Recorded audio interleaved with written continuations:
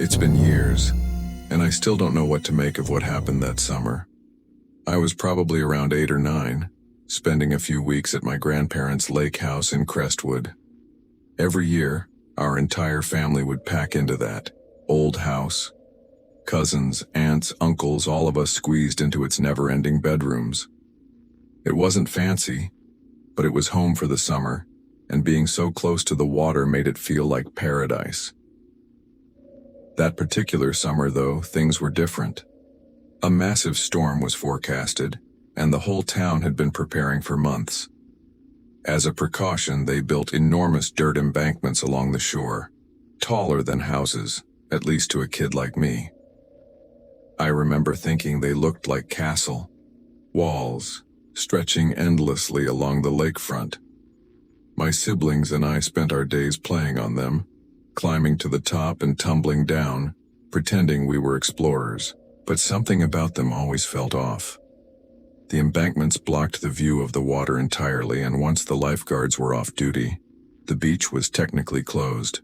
Not that it stopped anyone, especially not me. I was kind of a rebellious kid, always testing limits. So when I got into an argument with my brother that evening, I decided to take off for a walk without telling anyone. The house had this old sliding door downstairs that made sneaking out way too easy. My older cousins had mastered it, and I had learned from the best. Barefoot, I made my way to the boardwalk, expecting to see the usual handful of locals. But there was no one. No kids, no late-night walkers, nothing. It was unsettling. I was about to turn back when I noticed a thin trail of smoke rising from beyond one of the embankments. At first I thought it was fog, but the way it curled into the sky told me otherwise. Fires weren't unheard of on the beach. Sometimes people ignored the rules, but something about this one felt wrong. I hesitated before curiosity got the better of me. I climbed the embankment, my hands and knees sinking into the dirt, and peered over the other side. Below, in the sand, was a small bonfire. But the strange part? No one was around. No chairs, no coolers. Just a fire burning alone in the middle of an empty beach. Something about it unsettled me. But I climbed down, anyway. I stood there staring at the flames, feeling like I had stumbled onto something I wasn't supposed to see. I wasn't sure what else to do, so I started kicking sand onto it, trying to put it out. That's when I saw it. Beneath the ashes were half-burned clothes, kids' clothes, sneakers, socks, little shirts, all partially buried in the sand. My stomach twisted. I grabbed a stick and poked at the remnants, uncovering something even worse. Photos. Most of them were charred beyond recognition, but one had survived enough for me to make out a face. A boy. He looked about my age. And the weirdest part?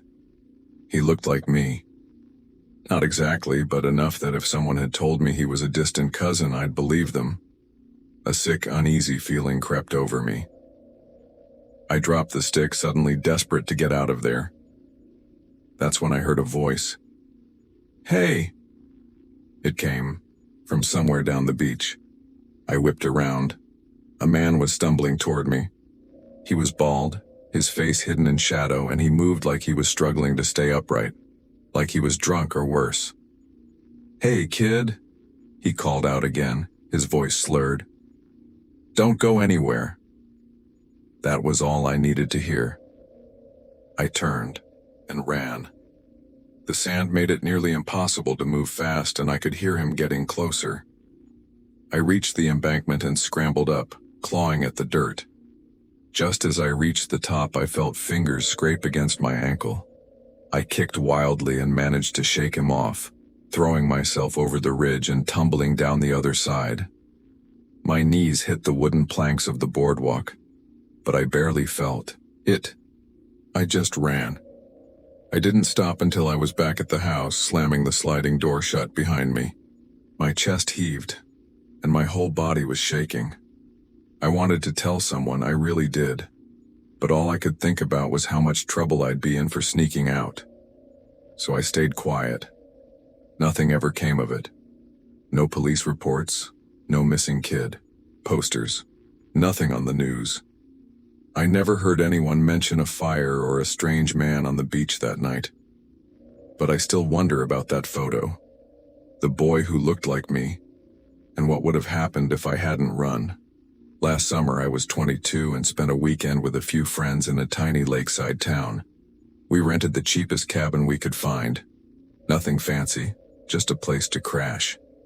It was our last night and we'd been out by the water, hanging around a fire, drinking, and talking. Nothing wild, just a good time. By the time the night was winding down, most of my friends were ready to head back, but I wasn't tired yet. I figured I'd take a walk, clear my head, maybe wear off the buzz before heading back to the cabin. The boardwalk stretched along the edge of the lake, completely deserted at this hour. I hadn't spent much time in a place like this before, and there was something oddly peaceful about the stillness. Just the occasional creak of wooden planks beneath my steps and the quiet lapping of water against the shore. After a while, though, I realized I really had to pee. Not ideal. I'm not the kind of guy who just goes out in public, something my friends never let me live down. That left me with one option. Up ahead, I spotted an old public restroom, barely lit, looking like it had seen better days. I hesitated for a second but decided to make it quick. As soon as I pushed open the door, I regretted it. The place reeked, a mix of bleach and something worse, something the bleach wasn't quite masking. But I wasn't about to hold it until I got back, so I stepped inside and headed straight for the last stall. That's when I heard the door creak open again. I sighed, annoyed that I'd lost my privacy. But then I noticed the footsteps. Slow, pacing, circling the space. Something about it was off. At times it almost sounded like there were multiple people moving, coming from different directions, but I couldn't be sure. Then they stopped, right near the sinks. No movement, no water running, no cough, nothing. I hurried up, suddenly anxious to get out of there. But when I went to open the stall door, it wouldn't budge. I jiggled the latch. Still stuck. My chest tightened. It felt like someone was holding it shut. I pushed harder. No luck. Then the footsteps started again, this time closer. My pulse pounded. A part of my brain started putting the pieces together, and I realized something. I wasn't alone. I wasn't about to sit there like some helpless target. I rammed my shoulder into the door with everything I had. The stall burst open and I stumbled forward. Just as I caught my balance, I saw the main bathroom door swing shut. Whoever had been in there with me had just left, or so I thought. The bathroom was empty now, at least as far as I could tell. My hands shook as I washed up, ready to get the hell out. But when I grabbed the door handle, it didn't move. I twisted harder. Nothing. The door was locked from the outside. My stomach dropped. My brain scrambled for explanations. Was this a prank? Were my friends messing with me? But that didn't make sense. They'd all gone back and none of them would pull something like this. Then, from behind me, a noise, a soft shuffle, coming from one of the stalls. I turned slowly, heart hammering. Couldn't see any feet under the doors. Whoever was in there was standing on one of the toilets. There had been 2 people in here the whole time. I wasn't waiting to find out what they wanted. I spotted a grimy little window near the ceiling. Not big, but big enough. I climbed onto the sink, which groaned under my weight, and shoved the window open. Just as I was halfway through, a stall door slammed open. I turned my head and locked eyes with a man. He was pale, almost sickly looking with wild hair and a weird oversized hoodie that didn't match his age, because this guy was old, at least 50. I didn't wait. I threw myself through the window and hit the boardwalk hard, my knee slamming against the wood. Pain shot through my leg, but I didn't care. I ran. When I got far enough away, I called the cops. They actually showed up fast. It was a small town after all. But by the time they searched the bathroom, the guy was gone. That part of the boardwalk was dead at night. No cameras, no open shops. Nothing to go off of. One of the officers pointed to the scratches on the door handle. "Looks like someone messed with this," he said. We all knew what that meant. Whoever it was, they didn't want me leaving. The cops told me I was smart for getting out the way I did. And that was it. I had to leave the next morning, so I never found out if they followed up. But something tells me they didn't. The thing about living in a quiet coastal town during the off-season is how empty it feels. Once the tourists disappear, the storefronts shut down, the streets become eerily silent, and the boardwalk, the heart of the town during summer, feels like nothing but a hollow skeleton of what it once was. Some people find it unsettling, but I always liked it. The peace, the solitude. That's why I used to run at night. The boardwalk was my escape from stress, from routine, from everything. There was something about the rhythmic slap of my sneakers against the wooden planks, the distant crash of the waves, and the occasional flickering street lamp that made me feel like I had the world to myself. That night was no different. The air was cool, carrying the scent of salt and damp wood. I was maybe a mile in, zoning out, lost in the steady rhythm of my breathing, when I got that feeling, the one where you just know you're not alone. I glanced over my shoulder. A man stood in the distance, not walking, not moving, just standing there on the boardwalk facing me. My stomach twisted slightly, but I shook it off. Probably just another local taking a late walk. Still, it was unnerving. I kept running. But a few minutes later, the unease came back stronger than before. I turned my head again. He was closer, still motionless, still facing me. My pulse kicked up, no longer from exertion but from something deeper, something instinctual. I pulled out my one headphone and picked up my pace. My feet pounded against the wood faster now, breath coming quicker. But every so often I heard it, footsteps behind me, perfectly in sync with mine. I turned again. He was closer, still not moving. Panic surged through my chest. I bolted. The once comforting boardwalk now felt endless, stretching too far in both directions. My car was parked at the far end, right by the beach entrance. I just had to make it there. I sprinted like my life depended on it, lungs burning, legs screaming. Every few seconds I stole a glance over my shoulder, and every single time, he was a little closer. But still, he wasn't moving. How? How was he getting closer without me ever seeing him move? The boardwalk exit came into view. My car. Salvation. I nearly choked on relief as I fumbled for my keys, my hands shaking so badly I could barely press the unlock button. Finally, click. The lights flashed and I yanked the door open, throwing myself inside and slamming it shut. My breath came in short, frantic bursts as I turned the key in the ignition, backing out of my spot so fast I nearly hit the curb. Then I looked up. He was standing directly in front of my car, right where I had just been parked. I barely had time to take in any features, just that he had his hood up, shadowing most of his face. I didn't think, didn't hesitate.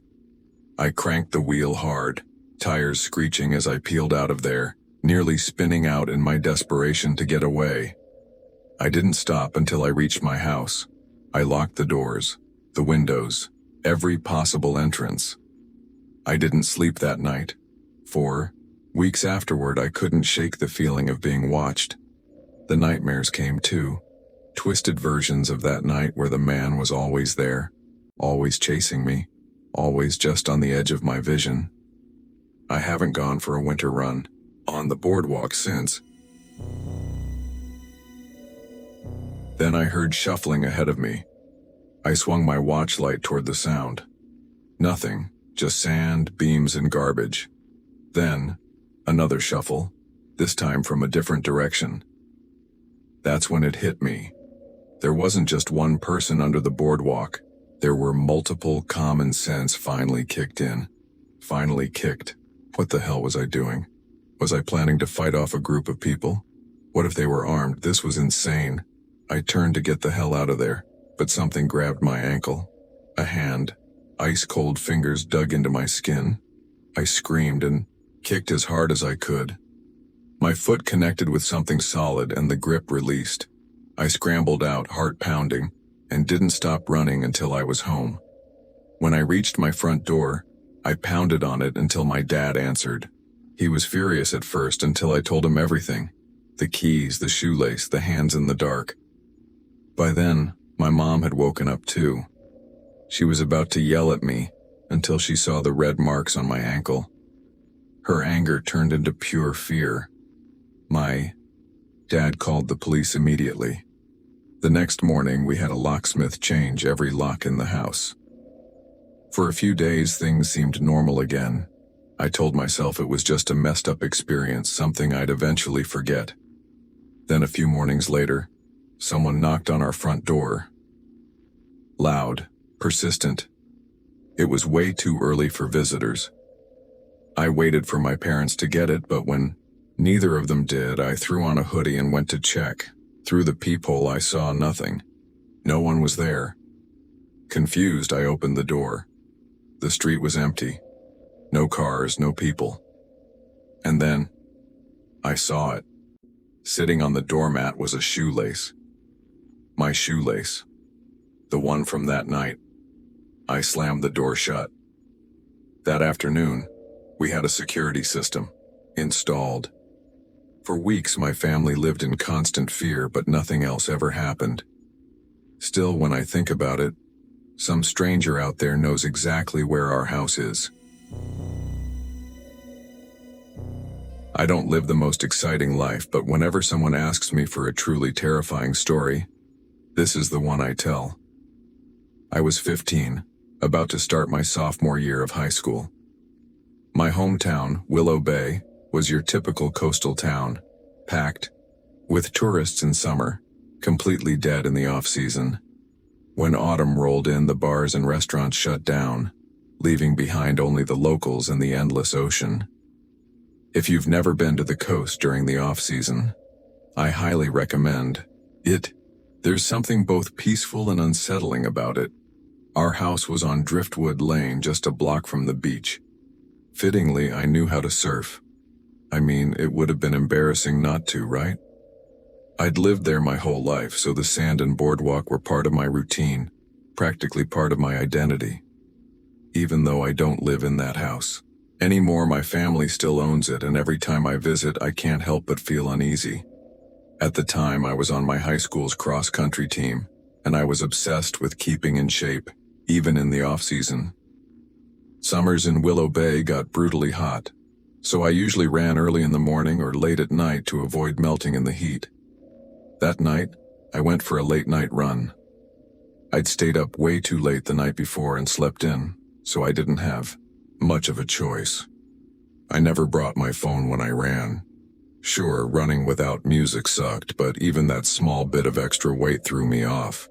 Instead, I used a Garmin sports watch to track my pace and distance.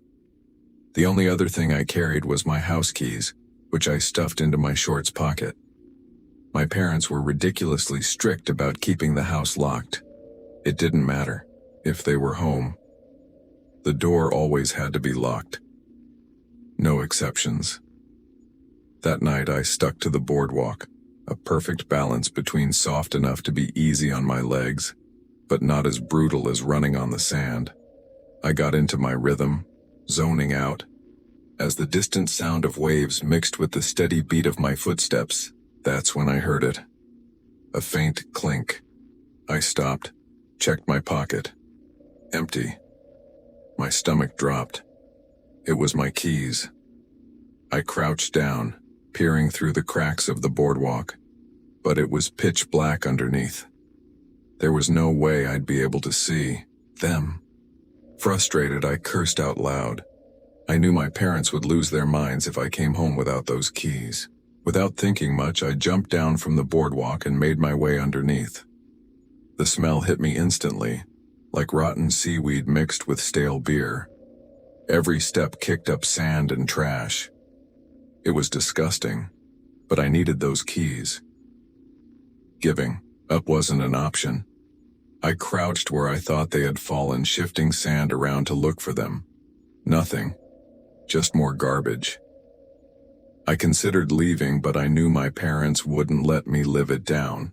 I needed a better way to mark the spot, so I came up with a genius idea.